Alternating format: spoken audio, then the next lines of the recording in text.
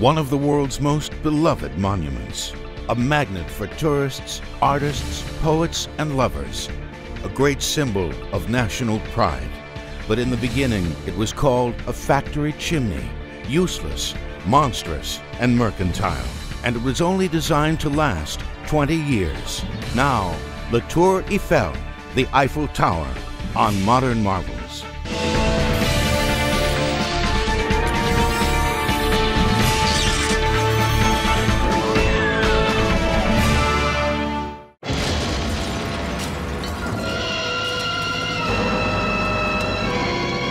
May 1940. The world watches hopelessly as Nazi invaders mount a blitzkrieg attack against France.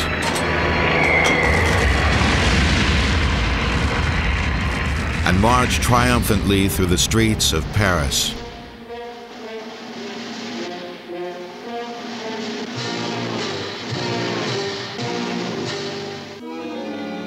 But behind the tears of a defeated people comes the rumbling of rebellion.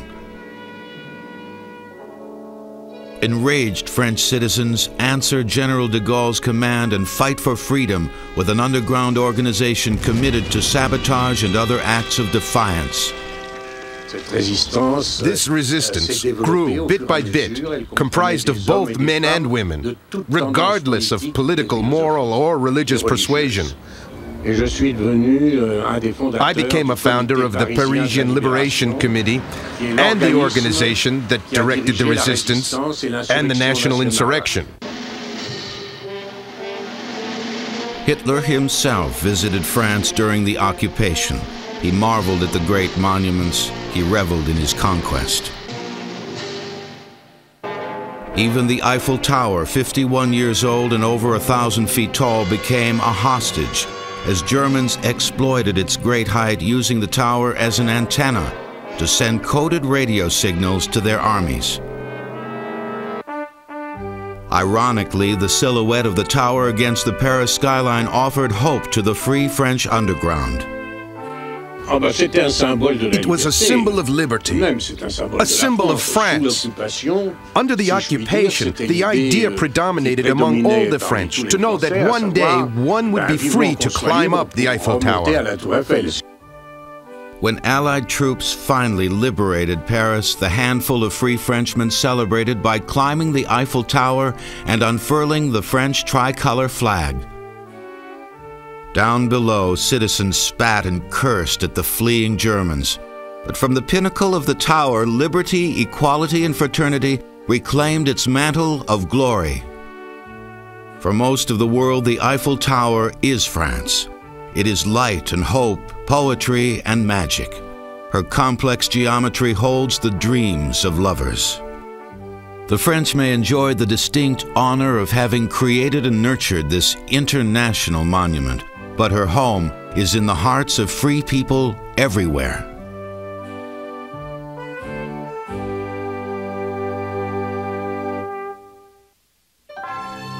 There is something about great height that suggests a spirit of triumph to the soul. It forces people's vision to heaven, while it offers a calming perspective to the chaos of the world below.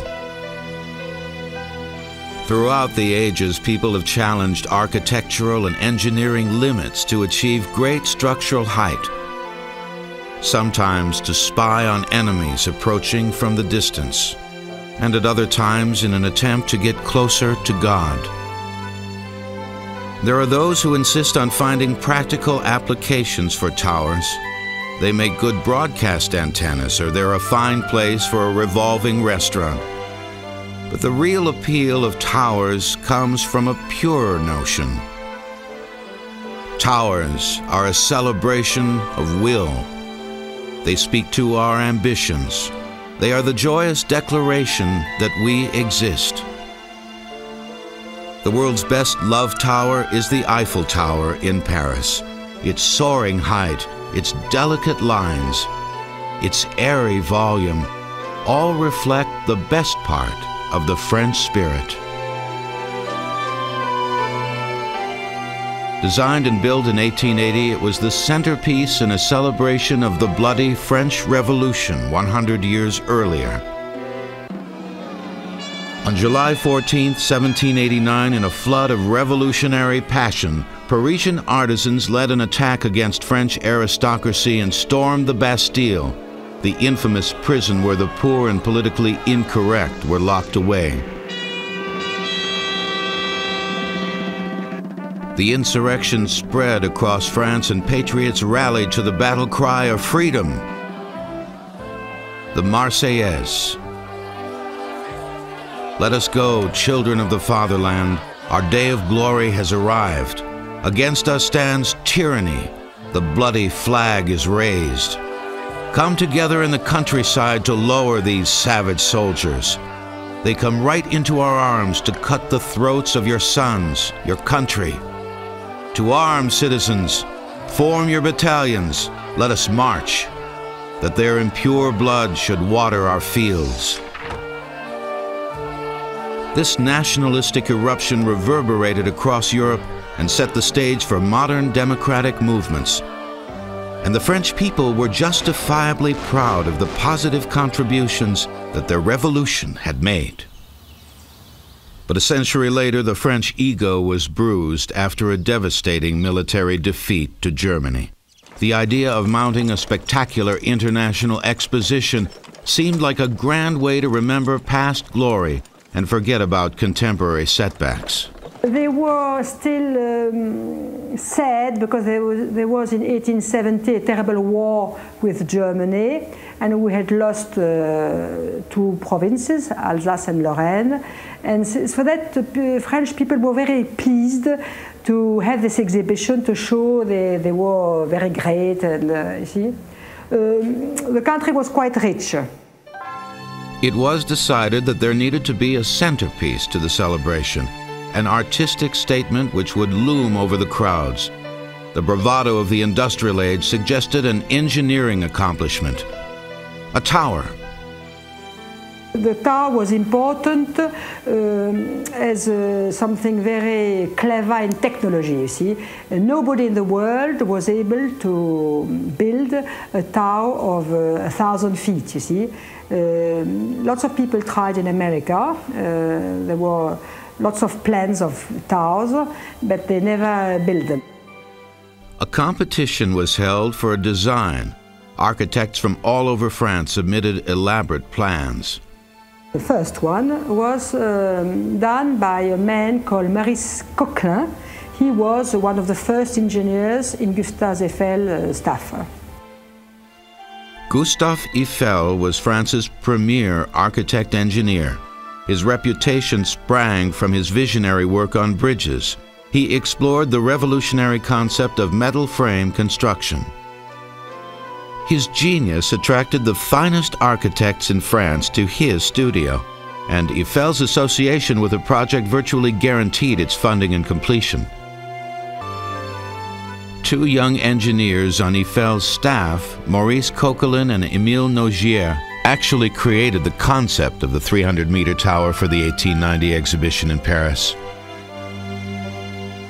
They sketched the first crude designs for a frame structure, then called on architect Stephen Sauvestre to add ornamental flourishes, the arching floral elements and sculptural nuances. Their romantic inspiration was an 1887 French architectural notion that one could touch the sky from a structure if it reached the impossible height of 1,000 feet. Eiffel saw their plans and shared their dream. Their work was soon adopted by Mr. Eiffel. At first, Eiffel agreed to add his name to the contest submission to improve its chances of winning. But he quickly became interested in the tower concept and began to add his own unique flourishes. Once Eiffel's name was on a project, everyone knew the outcome of the competition.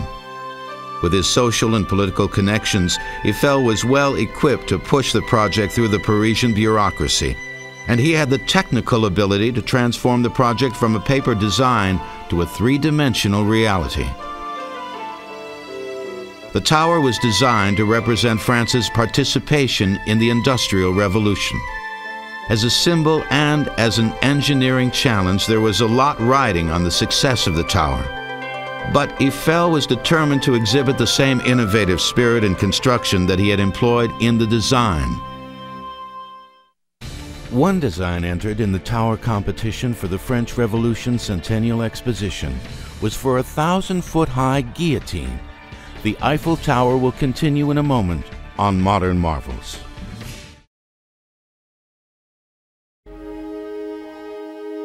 It is air and light, form and motion, as sturdy as man's resolve and as ethereal as his thoughts.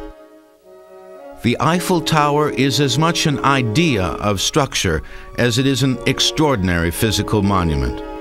And the process of its construction reflects both the concept of prefabrication from the industrial age and the advanced building theories of the dawning 20th century. February 28, 1887, Gustave Eiffel gathered a crowd of dignitaries to witness the commencement of construction. He was 53 years old, and this tower was to be his crowning achievement.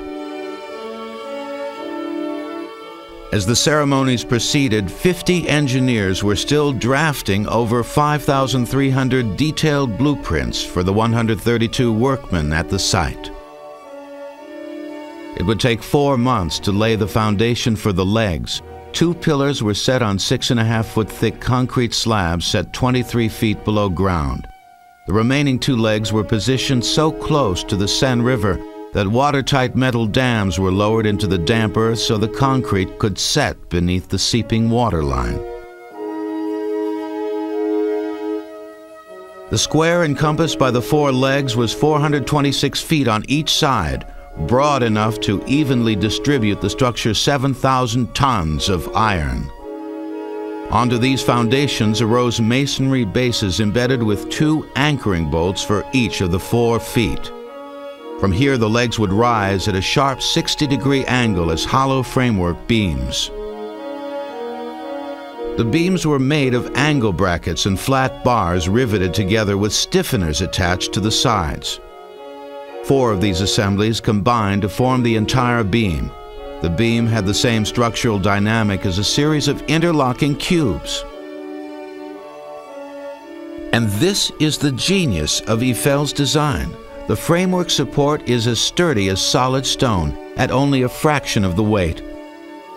It was also easily erected with standardized, inexpensive, prefabricated materials. Eventually, 18,000 metal parts and 2,500,000 rivets would comprise the tower. Yet all of the pieces are either flat bars, angle brackets, or plates. The first stage of the construction was also the most critical. All 4 legs needed to rise simultaneously and meet on an exact horizontal plane at the tower's first floor. The radical angle demanded scaffolding support for each of the legs, and a center scaffold to support the center ring girder which held the structure together. 800-ton thrust jacks operated by manual hydraulic pumps installed under each leg helped to raise and lower the 4 sides independently in order to reach the required precision.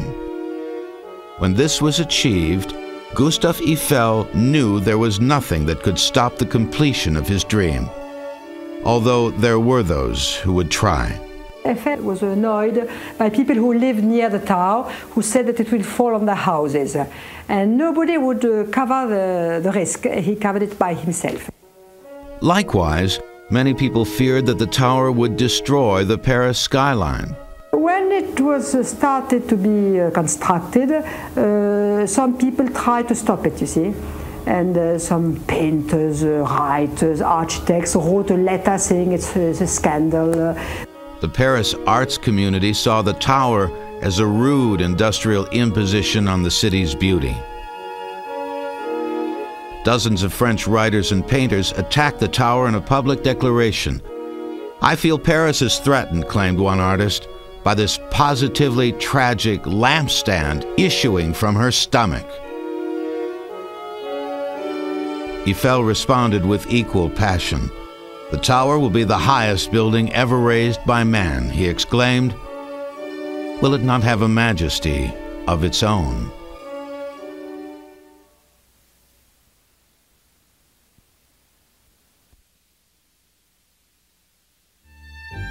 By April 1st, 1888, the 300-meter Tower of Paris was an eruption of iron lifting skyward and carrying with it the spirit of France.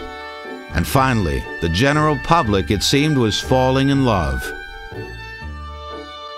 The people in Paris, general public, really felt a very strong feeling of admiration toward this tower. What had begun as the skeletal suggestion of form was now exhibiting grand flowing design.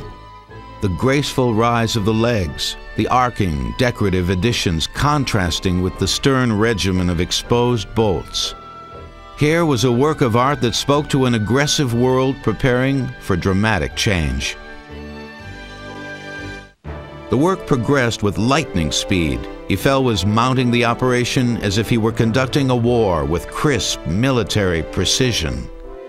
The structure was in fact prefabricated in the Eiffel factory. While the tower was assembled, at the most you had something like 300 people working on the site.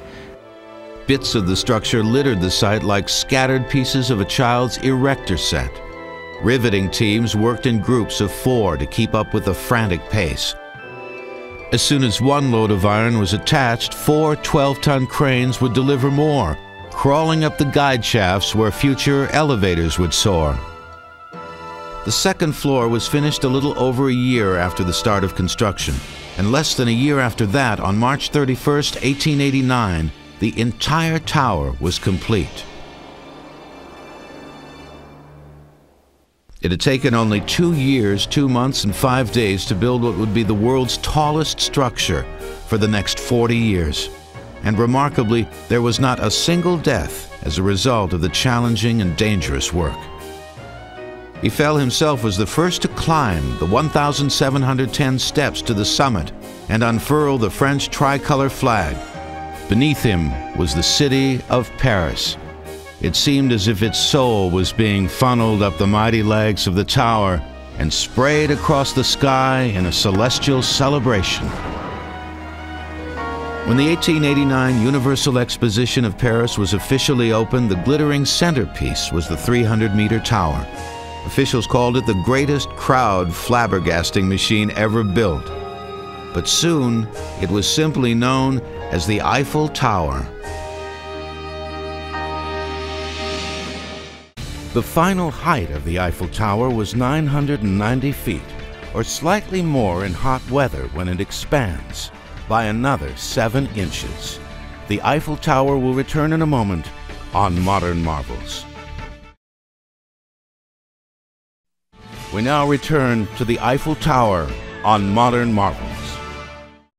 The tower was called at first the Tower of 320 meters. Even in the beginning, the pylon of 320 meters. Then the 320-meter tower. I don't know exactly when it became the Tower of Mr. Eiffel, and later the Eiffel Tower.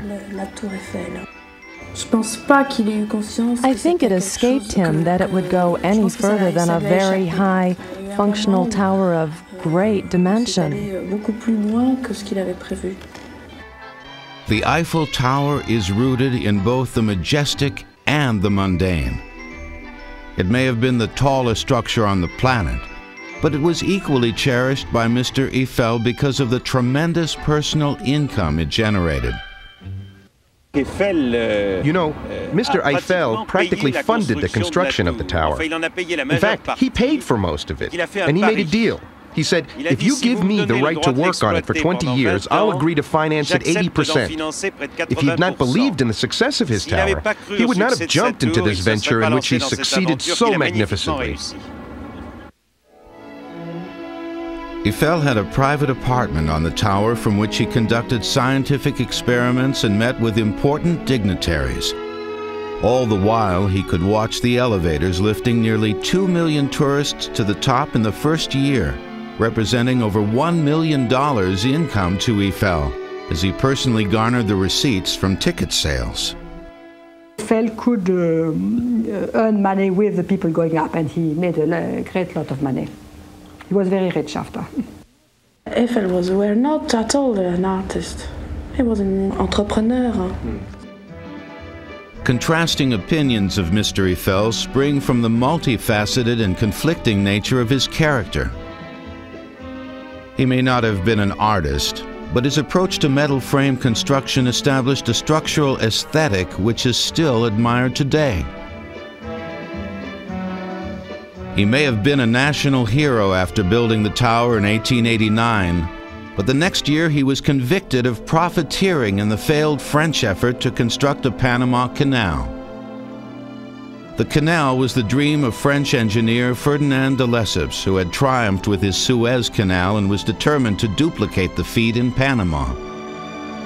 De Lesseps invited Eiffel to suggest an engineering approach to accomplish the jungle waterway, and Eiffel proposed an innovative system of locks. That idea was rejected by de Lesseps, and the result was disastrous. Canals cannot be carved through swamps and jungle. The attempt proved so expensive and unproductive, the French government was nearly thrown into bankruptcy. The political fallout was severe. Anyone even remotely associated with the failed effort was vilified, and Eiffel was sentenced to 24 months in prison. That judgment was later overturned, but by then Eiffel had lost his appetite for the construction business. Eiffel was considered by all engineers like a god, you see. And he was he was also a man of science. He loved science.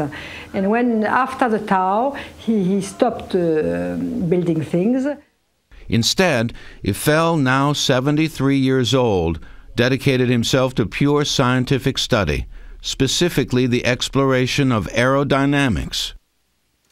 Other French visionaries like author Jules Verne had applied crude 19th century notions to the concept of flight, as illustrated in this early film proposing a trip to the moon. Eiffel realized that advancement in aviation would need to be based on the scientific study of the natural elements. But while some well-meaning researchers were mired in the idea of outlandish mechanical contraptions, and others were attaching feathered wings to their arms and tossing themselves off the tower like birds, Eiffel returned to his analytical roots and built a workshop that still operates today. Mr. Eiffel, well, he made the first wind resistance tests because all of his life he had problems with the wind. That was his enemy, number one. And in 1906 to 1909, he began to question aerodynamic resistance, and that's why he made this first wind tunnel. One can say that in this wind tunnel, where you're standing right now, French aviationary studies began. I must specify that the tunnel, the ventilator, the motor, and all of these are originals. We don't touch them. We leave them in their original state. As for measuring devices, of course, we adapted them for modern functions. Mr. Eiffel was an extraordinary engineer. We've examined all he did during his lifetime and all that he envisioned. And today, we are doing things that Mr. Eiffel already did in 1917. Eiffel's biggest vision, the 300-meter tower, was only supposed to stand for 20 years. But Eiffel had grown accustomed to using the structure as his personal reception area, a way to maintain his high profile over Parisian society. Eiffel launched an aggressive campaign to keep his tower from the wrecking ball. He conducted over 5,000 experiments in his lofty laboratory, but it was radio that saved the day and the tower. The giant metal structure was the perfect antenna, and from the top, signals could be transmitted as far away as North America. Although destined for demolition in 1909, Eiffel's tower won a reprieve, as radio helped France monitor the dark clouds of war looming over Germany. In 1914, World War swept over the European continent. For Paris, the conflict came so close that soldiers often took taxis to travel to the front lines. But with the help of the Eiffel Tower, generals could listen in on the movements of the enemy and declare Zeppelin alerts from their elevated perch. In 1923, 5 years after the last echoes of war, Gustave Eiffel died. Throughout his 91 years, his vision propelled France to the forefront of emerging technologies, and his system of simple interlocking elements anticipated the basic principles of 20th century architecture. 5 months after it opened, the Eiffel Tower had earned back 75% of its cost. The Eiffel Tower will return in a moment on Modern Marvels. After the devastation of a world war, Paris was anxious to lift its battered spirits and embrace a brighter day. Yet some sensed a subtle, desperate undercurrent to the celebratory esprit. It was as if the frantic good times were masking the many issues that the war had left unsettled. Paris in the 20s attracted a lost generation, disillusioned with traditional values and philosophies. Some of these post-war Parisians were actually American artists and intellectuals, searching for meaning in a seemingly chaotic world. F. Scott Fitzgerald and his wife Zelda, Charlie Chaplin, movie stars, painters, and a mixed assortment of creative individuals became attracted to a French revolution in thinking called existentialism. Is what we are the sum of our existence? Our time and poetry nothing more than absurdist fantasy?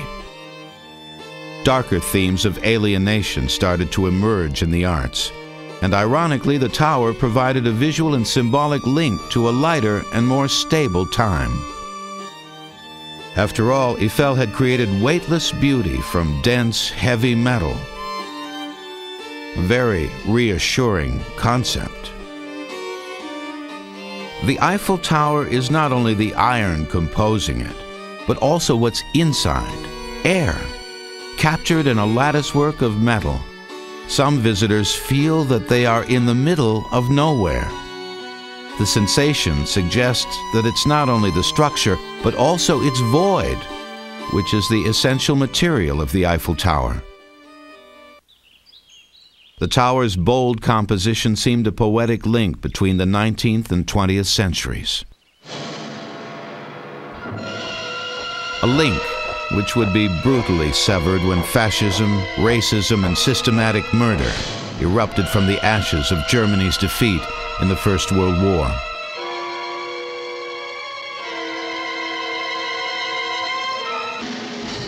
May 1940, in the terrifying panic of a Nazi blitzkrieg, Paris and the Eiffel Tower were taken hostage.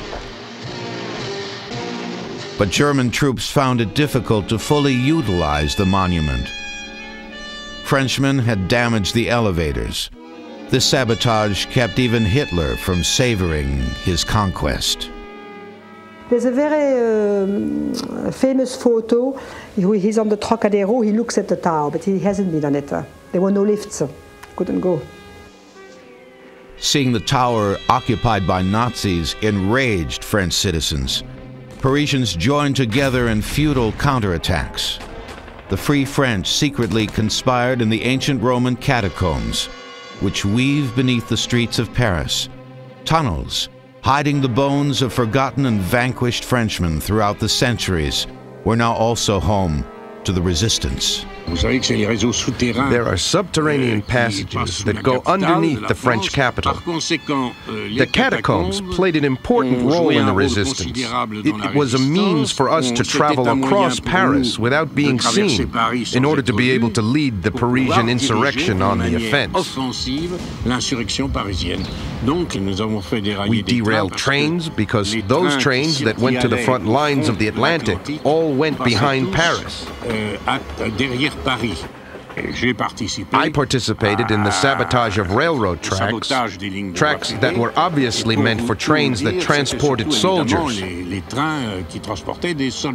But one day, we found out about a large train that circled Paris. We made arrangements, we derailed the train, and it was just awful because the train was packed with sauerkraut. There were particles of sauerkraut for miles around. Hitler despised the Free French and planned to destroy their most treasured monument out of spite. At the war's end, Hitler gave orders to have the tower bombed.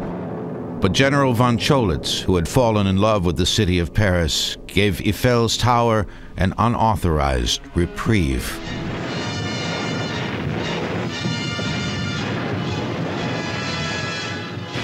People of Western Europe, a landing was made this morning on the coast of France by troops of the Allied Expeditionary Force.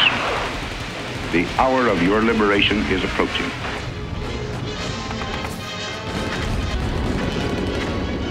American tanks finally drove the Nazis from the Eiffel Tower. But when liberation finally came to Paris, the French government was in a shambles. The old leaders were gone. The next generation was ill-equipped to raise the country to its former glory. From 1945 through 1960, the people of France voted 20 different provisional governments into power.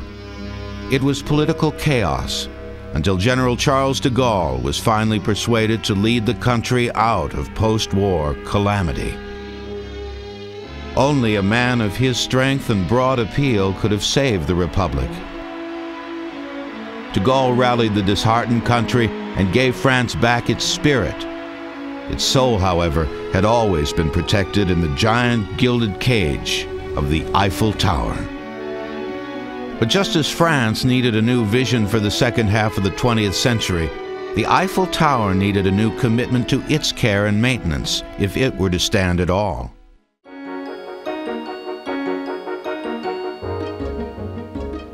It was designed as the centerpiece of an international exposition in 1889, but today, more than a century later, the celebration continues as well over 1,000 people visit the Eiffel Tower every hour.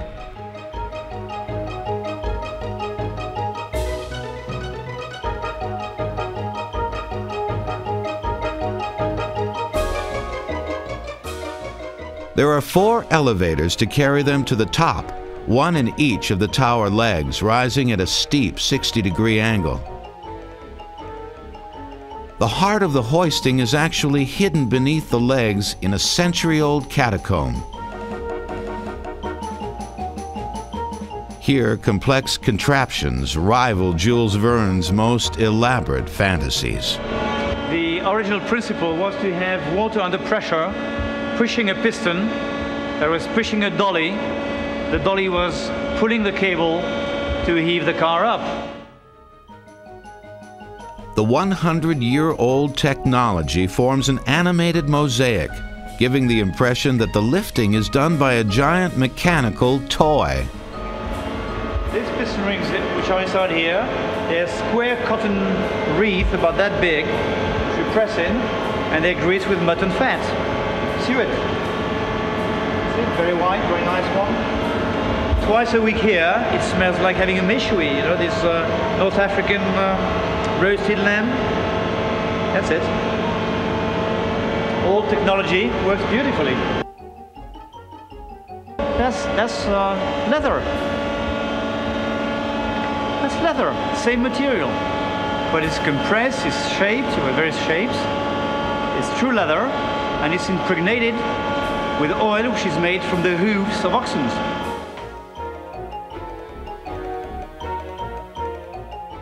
In 1980, officials decided to upgrade the system by blending the old technology with the latest high-tech equipment.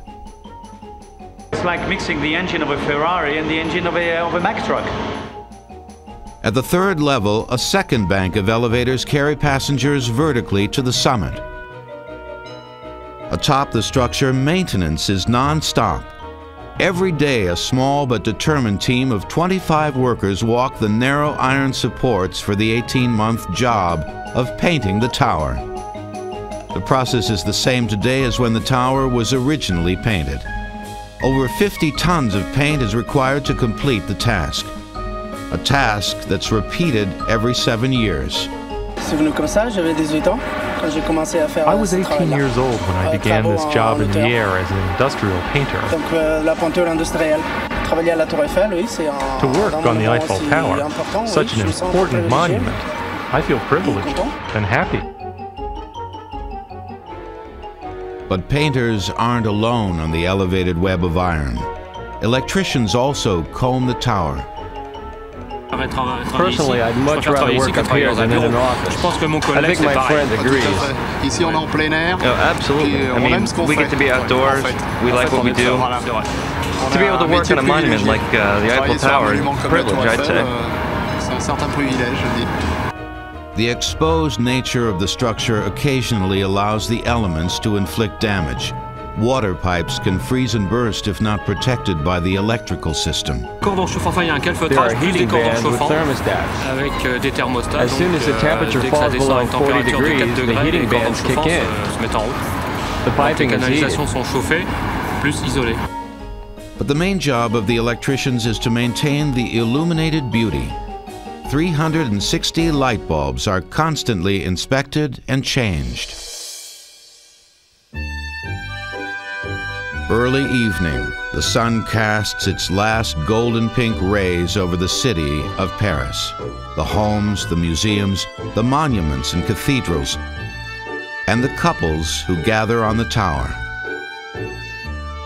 The tower responds as if its own glorious wash of color is the reflected glow of lovers. The lighting design is calculated to enhance the romantic ambience. Dans la peinture qui colore la Tour Eiffel, il y a une pigmentation jaune. The Eiffel Tower contains a yellow pigment.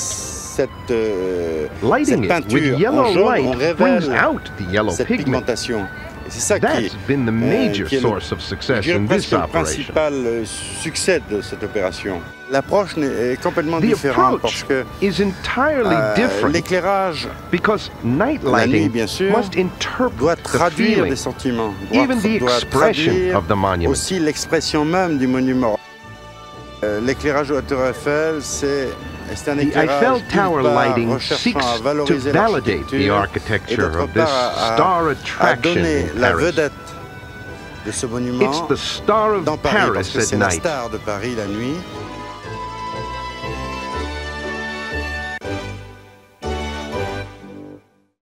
The Eiffel Tower has been repainted 17 times. It has changed color from brown to yellow to chestnut brown, and finally to its current color, bronze. Modern marvels will return. We now return to the Eiffel Tower on Modern Marvels. There is a sense of ownership which is shared among those who work the tower, especially the employees whose task is to greet visitors. My job, in fact, is to organize the tour guides. I am responsible for the group. We're now in the North Pillar. Each of the 4 corners of the Eiffel Tower is represented by pillars, in which you will find the elevators. Down there is the beautiful France restaurant, and above it the Parisian restaurant, the 2 restaurants of the first level. And over there is the Cinemax Gallery, where you'll find a post office, souvenir shops, buffets, ice cream vendors. There are lots of interesting things in the gallery. The tower was originally designed as a tourist mecca, and it still serves that light-hearted function today. Yet, its magnificent vistas and staggering height sometimes attracts a darker element. People periodically try to jump off the Eiffel Tower. Already 380 people have committed suicide. That's an average of about 3 or 4 a year, so we regularly try to control the situation. We try to reason with them. We try to find out their motive. We discuss it with them. We try to talk with them as much as possible until security comes, and from then on, it's the firemen's responsibility. More often, a tour guide has the opportunity to see people in a more festive and romantic mood. I have seen a lot of couples walking arm in arm. They often come to celebrate an event or an anniversary.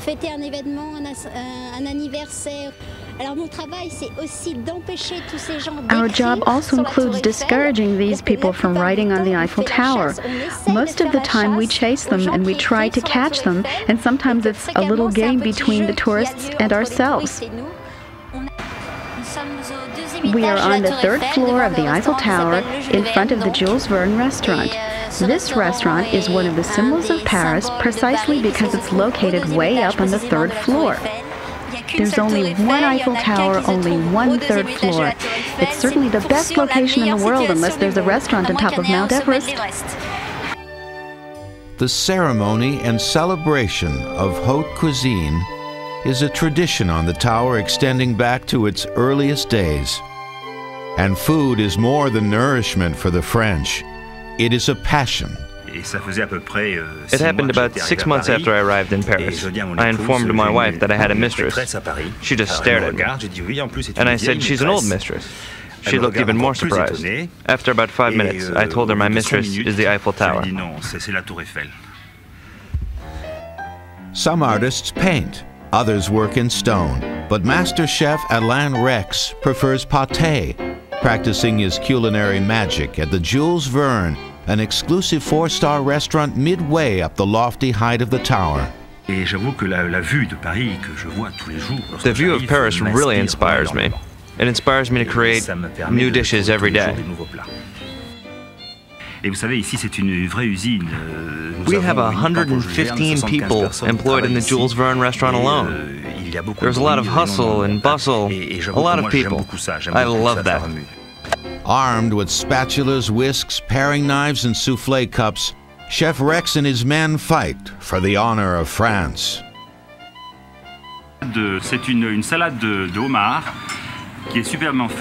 Today's special, a lobster salad and coral sauce. It's French lobster.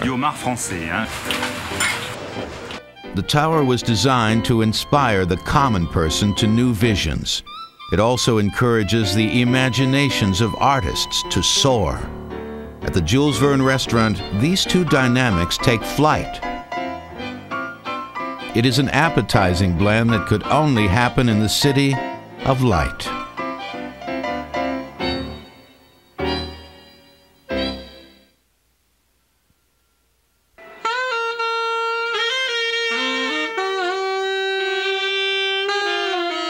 The city of Paris. The city of Paris is often called the city of light. But to what quality of light does that title refer? Does it suggest the lightness of the French spirit, the enlightenment of the French culture, or perhaps the brilliant light of the French sky, bleaching marble facades by day and by night cradling lovers in its rose-colored evening mist? Maybe it's the magic light of a cabaret where Toulouse-Lautrec painted and played.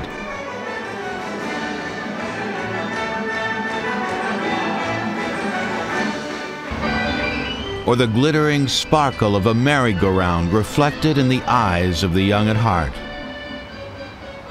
The light of Paris is all these images and experiences, yet it finds its most vibrant voice in the silent exultation of Eiffel's Tower. I believe that the Eiffel Tower has taken an entirely unique place in the world. It's almost become a myth. It sort of glorifies science. It was built during an era when it was thought that science and technology would make mankind happy. I believe also, because of its shape, it is very, very special and can be easily drawn. I think also that it is a useless object, and that a useless object has a great therapeutic value. So the Eiffel Tower stands as a monument to those things we cannot grasp, our joys, our hopes. It still stands as a technological marvel. But in its simple, elegant, uplifting form, we have found a way to celebrate life and love.